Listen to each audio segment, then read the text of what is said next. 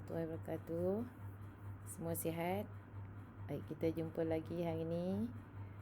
Cikgu cuba rakaman video cara yang kedua. Kamu boleh nampak muka cikgu juga dan jumpa nampak bahan-bahan yang kita akan gunakan sepanjang perbincangan kita pada hari ini. Baik, kamu ingat tak 2 hari lepas, kalau tak salah saya ada bagi satu latihan dalam Google Classroom, iaitu saya minta kamu semua buat kerangka karangan. Okey, kerangka karangan maksudnya kerangka dengan rangka ni ada dua. Rangka tu yang ringkas, macam kamu buat dalam peta buih, kamu tulis okey, ada pendahuluan sikit, isi 1 apa, isi 2 apa, isi 3 apa, macam tu. Kalau kerangka ni dia lebih detail, macam pendahuluan kamu tulis apa. Macam isi 1, katalah kamu pilih isi 1, tajuk dia kata kamu pilih macam isi 1 kamu pilih tajuk dia bermain. Jadi kamu uraian dia sikit kamu tambah menyihatkan badan.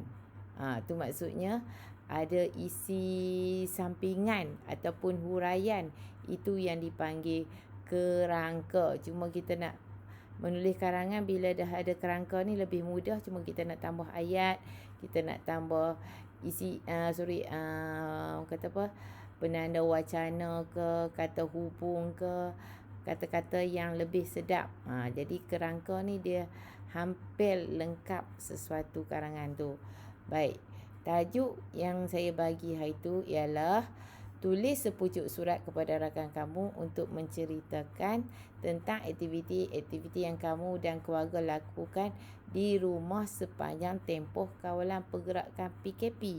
Jadi hari ini kamu akan menulis satu karangan dalam format surat kiriman tidak rasmi kepada rakan kamu, nak menceritakan apa aktiviti yang kamu dan keluarga lakukan sepanjang tempoh PKP. Maksudnya kamu berada di rumah lah. Tak adalah logiknya kamu pergi bercuti ke, pergi orang kata bermain di taman, tak boleh. Sebab tempoh pergerakan PKP. Cikgu nak kamu kreatif. Adakah sepanjang PKP tu kamu tulis surat kat kawan kamu asyik cerita, kamu makan, kamu tidur, kamu bermain game, itu saja tak nak. Kita nak bagi ada, orang kata, aktiviti kita lakukan tu mendatangkan faedah kepada diri kita sendiri. Okey. Hari tu cikgu dah bagi bentuk kerangka tu, pendahuluan. Okey, pendahuluan untuk surat ni, kamu macam kita pergi rumah orang lah. Bila kita pergi rumah orang, kita kena bagi salam. Bila orang tu jemput masuk, baru boleh masuk. Macam tu juga surat. Dia pendahuluan dia ialah kata penghadapan, menemui siapa, macam tu. Isi 1 barulah kamu masuk kepada bertanya khabar, apa khabar. Itu dah masuk isi bila surat apa khabar tu. Isi yang kedua, kita nak pergi rumah orang, kita beritahu sebab saya datang ni ada hajat. Macam itulah surat. Tujuan saya menulis surat ni adalah untuk bercerita tentang apa. Barulah masuk isi ketiga, aktiviti yang berkaitan dengan tajuk tersebut. Okey. Dalam yang saya bagi hari tu ada ramai orang jawab, terus isi pendahuluan ni terus kepada dia membantu ibu. Isi yang kedua ni terus membaca buku. Betul kamu bagi isi tu, tapi isi semata-mata saya nak, sebab saya dah buat siap-siap dah. Pendahuluan tu apa, isi 1 apa, isi 2 apa. Jadi macam kita kata, bila buat karangan, pendahuluan penutup ni dia tak ada markah khas. Tapi berapa kali cikgu tekan, dia tak ada markah khas, tapi dia kena dituliskan. Bila tak tulis, kamu macam saya katalah, kita macam kita terus pergi rumah orang tu, kita terus masuk. Orang kata tak sopan lah. Macam tu juga suratnya. Kalau karangan biasa pun kena bagi intro dulu. Apa ni? Kadang-kadang orang terpikat kerana pendahuluan ni, orang teringin nak baca karangan kita. Sebenarnya kita buat karangan bukan pandai mana pun, tapi kerana pendahuluan kita cantik, orang nak baca karangan kita. Baik. Jadi kamu semua tahu hari ni kita nak buat surat. Okey. Cikgu pernah tunjuk kat kamu satu slide surat tu. Okey, untuk ni surat apa? Kiriman surat kiriman tidak rasmi. Okey. Alamat dia di sebelah kanan semua. Okey, lepas alamat, tarikh. Lepas tu kata penghadapan ni yang cikgu kata tadi, pendahuluan menemui siapa. Kawan kita dia ada di mana, cukup. Lepas tu kita panggil kata panggilan kepada dia. Kalau dia perempuan, saudari. Kalau lelaki, saudara. Masuk isi pertama, tulis apa khabar. Isi yang kedua, tujuan hantar surat. Isi yang ketiga, perenggan-perenggan yang lain ni cerita tentang berkaitan surat tersebut. Penutup saya tulis sampai di sini dahulu apa benda, dan sekian, terima kasih. Tanda tangan juga sebelah kanan. Nampak tu? Jadi ini bentuk format yang saya selalu cerita kat kamu. Saya guna MATS. MATS tu ada di sini lah. MATS. MATS. Boleh jelas? Okey, ini satu bentuk lagi. Kamu boleh tengok format ni dalam kamu punya modul muka surat 64. Cikgu dah buat, tolong tunjuk kat kamu sampai lengkap macam mana format. Okey, cikgu dah buat. Nombor baris pertama alamat, kamu tengok cikgu buat nombor rumah dengan lorong. Baris kedua taman, baris ketiga postcode dengan bandar, baris keempat negeri. Jadi nampak 4 baris ni lengkap saja ada. Jadi postman pun tak tercari-cari alamat yang lengkap. Dan bawah pada tu ialah tarikh. Cikgu buat A, alamat pengirim. Alamat pengirim maksudnya alamat orang yang menghantar surat. B ialah tarikh. C ni ialah pendahuluan atau kata penghadapan. Perlu ada ni, menemui ni cikgu kata. Okey, D ni ialah kata panggilan ikut kesesuaian. Kalau hantar kat kakak kita, ke kanda. Kalau kita duduk asrama, hantar kepada ibu bapa kita, ayahanda dan bunda. Kalau nenek kita, nenda. Tak ada datuk nda. Kalau lelaki pun nenda, perempuan pun nenda. Jangan duk pergi kata datuk nda. Okey, seterusnya masuk dah kepada bahagian isi. Apa khabar? Okey, lepas tu tujuan surat. Lepas tu sambunglah cerita ni, sambung cerita berdasarkan tajuk yang diberi. Okey, dan penutup sampai. Lepas tu sekian, terima kasih. Yang benar siapa yang menulis surat, tanda tangan, tulis nama penuh di sini. Okey, lepas tu cikgu bagi ni petunjuk ni. Macam ni. Okey, juga ini ada dalam modul muka surat 65. Jadi sekejap lagi nak buat surat, jangan lupa buka modul dulu, buat ikut urutan macam bentuk cikgu buat ni. Okey, tak ada masalah. Sekarang kita akan bincang isi karangan kamu. Okey, isi karangan kamu tadi yang bertajuk apa? Yang kita buat tadi iaitu, okey, tulis sepucuk surat kepada rakan kamu untuk menceritakan tentang aktiviti yang kamu dan keluarga kamu lakukan di rumah sepanjang tempoh kawalan pergerakan PKP. Ada orang buat kat saya, okey, dia buat macam mana untuk aktiviti yang dilakukan. Betul, saya tak cakap salah, tapi susah nak bagi markah sebab isi tanpa huraian. Dia buat macam ni, dia kata okey, semasa PKP ni saya melakukan pelbagai aktiviti. Antaranya ialah membantu ibu di rumah, membantu ayah. Lepas tu dia kata membaca buku. Lepas tu belajar secara online. Semua ditulis begitu, koma-koma sahaja tanpa ada huraian. Jadi sukarlah. Jadi di sini cikgu akan tunjuk kepada kamu. Jadi kamu mula dengan pendahuluan menemui siapa. menemui sahabatku Siti yang kini berada di Kuala Lumpur dengan selamatnya. Cukup. Okey, masuk isi 1 ialah, sebelum isi 1 kamu ada kata panggilan kan, saudara-saudari. Okey, isi M dah menemui dah. Sekarang A, isi 1 ni A. A ialah apa khabar? Apa khabar saudari di sana? Tanda soal. Saya dan keluarga di sini sihat sejahtera. Cukup untuk apa khabar. Lepas tu bagi tahulah tujuan. Untuk tujuan kamu kena kaitkan di sinilah, menceritakan tentang aktiviti. Okey. Tujuan saya menulis surat ini adalah untuk bercerita tentang aktiviti-aktiviti yang saya dan keluarga lakukan sepanjang tempoh PKP. Lepas tu buatlah huraian. Semua tahu sekarang PKP kita ni dah masuk ke fasa 4 yang bermula dari 18 Mac dan dijangka berakhir untuk fasa 4 ni ialah 12 hari bulan Mei nanti. Okey, jadi semua orang diminta mematuhi arahan PKP iaitu mengawal ataupun mengurangkan pergerakan.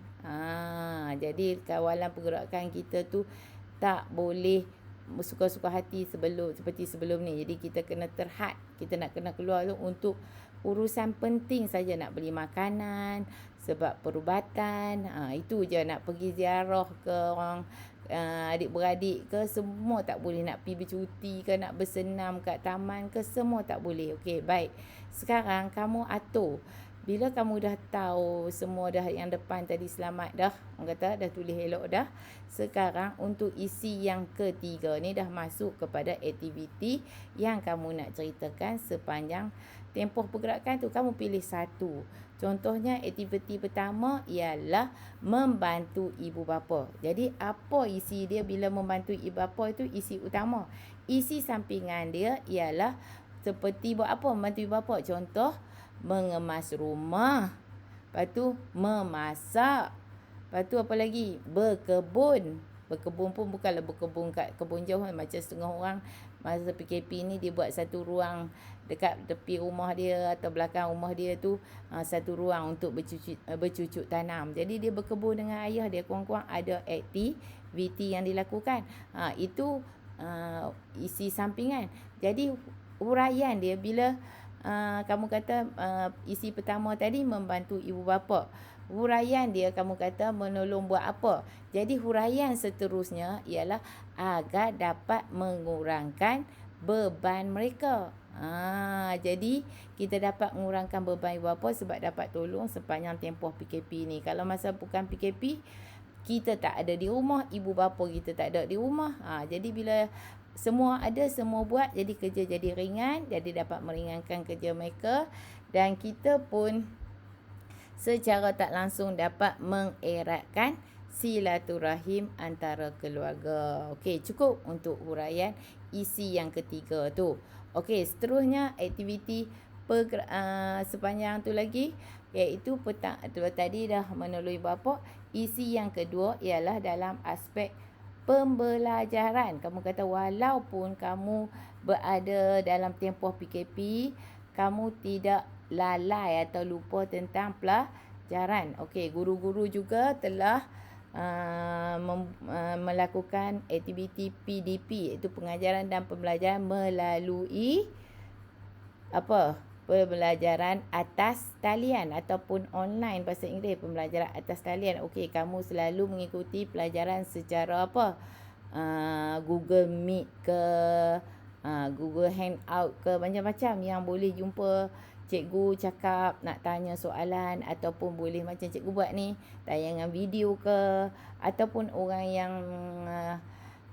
nak tanya cepat, nak tahu cepat, boleh guna WhatsApp ke, Telegram ke, semua boleh. Jadi kamu ceritalah. Jadi jangan cara ini, maksudnya walaupun berkurung di rumah, kamu tetap mendapat ilmu pengetahuan. Jadi selain dapat menambah ilmu pengetahuan, kamu tidak lupa pelajaran yang telah diajar sebelum ini. Okey, dah masuk aktiviti yang kedua. Sekarang akan masuk aktiviti yang ketiga.